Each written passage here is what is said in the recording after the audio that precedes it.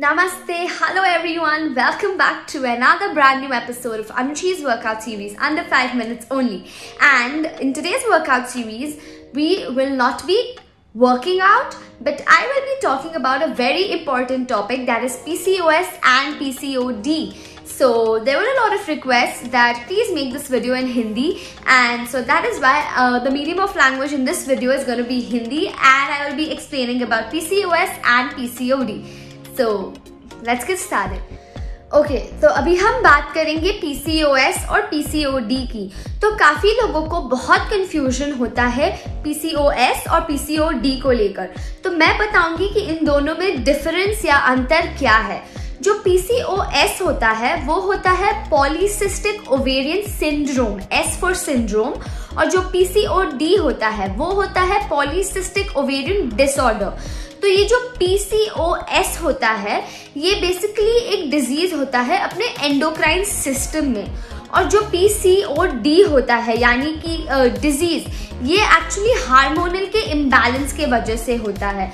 तो ये दोनों में काफी अंतर है। तो अभी आपको पता चल गया है कि आपको PCOS होगा या PCOD होगा, क्योंकि दोनों में काफी डिफरेंस है। अभी इसके बाद मैं आपको बताऊंगी कि सिम्टम्स क्या होते हैं। तो बेसिकली सबका जो बॉडी टाइप होता है वो काफ़ी अलग होता है, काफ़ी डिफरेंट होता है। तो जो आपको सिम्टम्स दिखेंगे वो शायद मुझे ना दिखे, और मेरे में जो दिखने चाहिए वो शायद आप में ना दिखे, राइट। लेकिन ये जो सिम्टम्स होते हैं वो कोई जनरल सिम्टम्स भी होते हैं, यानी कि बेसिक सिम्टम्स जो दोनों के लिए होते हैं। तो उसमें अगर आपको पता लगे कि हाँ प्रोबेबली ये वाला सिम्टम मुझे हो रहा है, या ये दिखाई दे रहा है, या ये नहीं दिखाई दे रहा है, आप तय कर सकते हो और टेस्ट करवा के पता लगा सकते हो कि आपको इन दोनों में से कुछ है या नहीं। तो पहले जो सिम्टम है वो है मेंस्ट्रुएशन। तो मेंस्ट्रुएशन में क्या होता है, काफी लोगों को एबनॉर्मल मेंस्ट्रुएशन होता है, इरेगुलर मेंस्ट्रुएशन होता है, यानी कि आप एक महीने में एक बार नहीं होते। काफी बार क्या हो जाता है कि हम एक महीने में 2-3 बार हो जाते हैं, या शायद 4-5 महीने में 2 बार हो जाते हैं, कुछ भी हो सकता है। उसके बाद जो होता है एब्सेंस ऑफ मेंस्ट्रुएशन, यानी कि आपके मेनोपॉजल एज के पहले ही, काफी पहले आपका मेंस्ट्रुएशन रुक जाता है, यानी कि आपको पीरियड्स नहीं आते हैं, ये भी एक सिम्टम हो सकता है।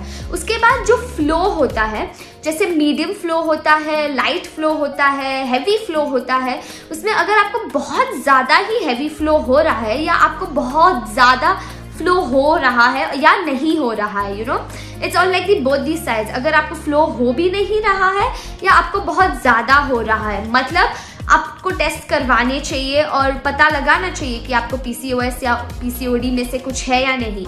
उसके बाद स्पॉटिंग्स होती है, अगर आपको पीरियड्स नहीं है और खाली स्पॉटिंग्स दिख रही है, इसका ये भी एक सिम्टम हो सकता है।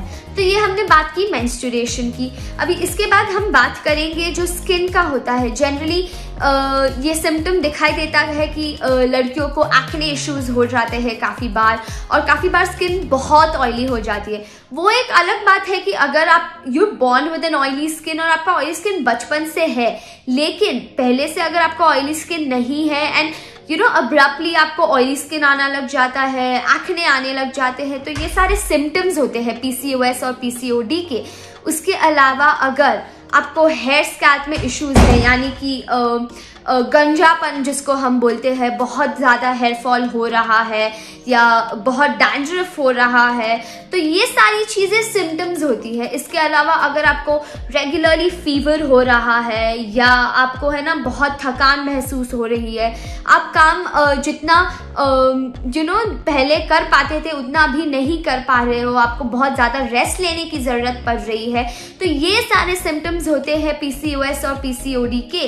इसके अलावा काफ़ी ये सारे जनरलाइज सिम्टम्स थे।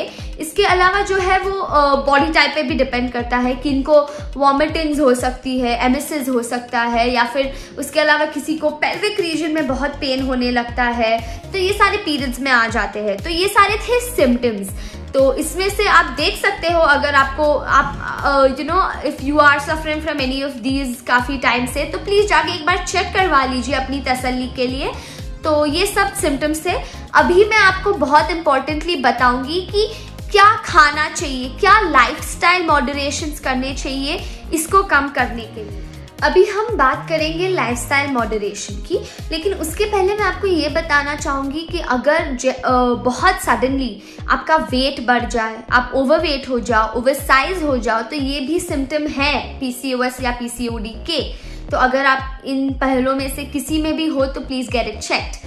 तो अभी हम बात करेंगे लाइफस्टाइल चेंजेस की, और लाइफस्टाइल चेंजेस नंबर 1 में आता है डाइट। डाइट बहुत ज़्यादा इंपॉर्टेंट होता है और मैं अपने हर वीडियो में बताती हूँ कि आप जो खाते हो वही अंदर होता है, तो आप कुछ भी नहीं खा सकते। और अगर you have been diagnosed for PCOS या PCOD और अगर आपका सिर्फ फर्स्ट स्टेज है, तो मैं ये गारंटी करके आपको बता सकती हूँ कि आप सिर्फ डाइट और वर्कआउट या लाइफस्टाइल मॉडरेशन से उसको कम कर सकते हैं, क्योंकि अभी तक there is no cure for PCOD या PCOS एज सच, लेकिन ये सारी चीज़ों से कम हो सकता है। तो नंबर 1 है डाइट।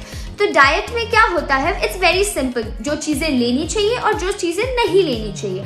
तो मैं पहले शुरू करूँगी क्या नहीं लेना चाहिए, because we always intend to take things we are not allowed to, right? तो हम पहले मैं बताऊंगी कि क्या चीजें नहीं लेनी चाहिए। तो उसमें नंबर 1 आता है शुगर, यानी कि चीनी। आप जैगरी ले सकते हो, चीनी नहीं ले सकते, क्योंकि चीनी से जो ब्लड ग्लूकोज लेवल होता है वो काफी बढ़ जाता है और वो और एग्रीवेट करता है अपने PCOS और PCOD को। तो जो भी सफ़र करे अब प्लीज शुगर छोड़ दीजिए, बहुत इंपॉर्टेंट है। और number 2 is gluten foods. Gluten foods यानी कि जो ग्लूटेन किस में पाया जाता है, वो है ब्रेड आइटम्स, उसके बाद बेकरी, और फिर अपने चॉकलेट्स और फ्राइड आइटम्स, ये सारे ग्लूटेन फूड्स होते हैं। उसके अलावा आपको तीखा खाना थोड़ा कम करना चाहिए। फिर उसके बाद फ्राइड फूड्स जो बहुत इंपॉर्टेंट है वो कम करने चाहिए। तो ये सारी चीज़ें मैंने बता दी जो आपको नहीं खाना चाहिए, लेकिन आपको जो खाना चाहिए ऑन अ रेगुलर बेसिस, उसमें से नंबर 1 जो होता है वो है स्पिनच। स्पिनच बहुत ज़्यादा हेल्प करेगा PCOD या अपने हार्मोन्स को कंट्रोल में लाने के लिए। तो स्पिनच है, ग्रीन लीफी वेजिटेबल्स है। उसके अलावा जो ब्लूबेरीज है, क्रैनबेरीज है, ये सारे खाइए आप। ब्लूबेरीज यानी कि वो जो ग्रेप्स आती है ड्राई फ्रूट्स में, आप वो खा सकते हो। उसके अलावा ग्रीन ग्रेप्स और ब्लैक ग्रेप्स जो आती है वो भी खा सकते हो। ये सारी जो आइटम्स मैंने बताई है ये बहुत लाइक द मेजर सोर्सेज है जिससे आप PCOD को कंट्रोल में रख सकते हो। उसके बाद नंबर 2 पे आता है आपका लाइफस्टाइल चेंज, यानी कि आपको वर्कआउट करना चाहिए, जो सबसे ज़्यादा इम्पॉर्टेंट है। तो वर्कआउट में जो होता है वो आप कुछ भी कर सकते हैं, इसमें कुछ ज़रूरी नहीं है कि आपको यही फॉर्म ऑफ वर्कआउट करना है, लेकिन बहुत इंपॉर्टेंट है कि आप करें। अगर आप regularly 15 minutes of brisk walk भी कर लेंगे तो बहुत ज़्यादा डिफरेंस फील होगा आपको। तो आप ब्रिस्क वॉक कर सकते हो, आप योगा कर सकते हो, आप जिम में जा सकते हो, आप स्विमिंग कर सकते हो, आप साइकिलिंग कर सकते हो, आप कुछ भी कर सकते हो, राइट? तो ये सारी चीज़ें हैं जो आपको करनी चाहिए। ये लाइफस्टाइल मॉडरेशंस लाना बहुत ज़्यादा इम्पॉर्टेंट हो चुका है अगर आपका सिर्फ फर्स्ट स्टेज पे है।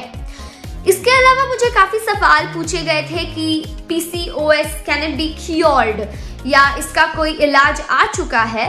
तो मैं ये बताना चाहूँगी कि इसका कोई परमानेंट इलाज नहीं है कि आप इसको परमानेंटली स्टॉप कर सकते हो, लेकिन आप इसको मेंटेन ज़रूर कर सकते हो। अगर आप अभी डायग्नोज हुए हो PCOS या PCOD के लिए, तो फिर आप अभी से अपना डाइट का ध्यान दीजिए, आपके जो लाइफस्टाइल चेंजेस है उसका ध्यान दीजिए, वर्कआउट कीजिए।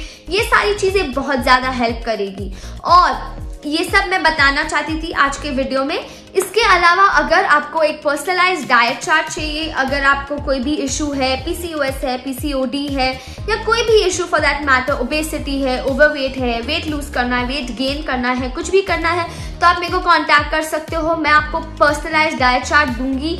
तो बस यही बताना चाहती थी आज के वीडियो में। अगर आपको और कुछ भी पूछना है तो आप कमेंट में बता सकते हो, और अगर आपको कमेंट में नहीं बताना है तो आप मुझे DM कर सकते हो, मैं आपकी मदद करूंगी। So this is all I wanted to say for today's video.